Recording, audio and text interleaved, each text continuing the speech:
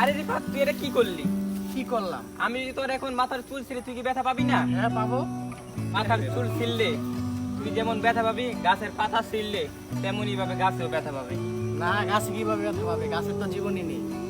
আরে রিফাত, তুই কি জানিস না গাছেরও যে জীবন আছে? না।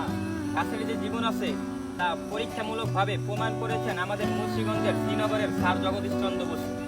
ভাই তাহলে কি আর কেউ গাছ কাটবে না, জ্বালানি হিসেবে ব্যবহার করবে না?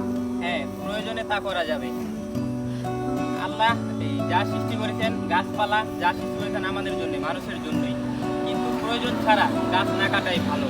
বর্তমানে ঝড় তুফানে যে ক্ষতিগ্রস্ত হয়, এই গাছপালা না থাকলে হাজার গুণ আরো ক্ষতিগ্রস্ত হতো। হ্যাঁ বন্ধু, তো ঠিকই বলেছিস, প্রয়োজন ছাড়া গাছপালা কাটা ঠিক না। চল বন্ধু, বাজার থেকে গাছের চারা নিয়ে আসি। বাজারে যদি গাছের চারা না পাই, তাহলে আমরা না ছেড়ে যাবো। চল চল চল। চল।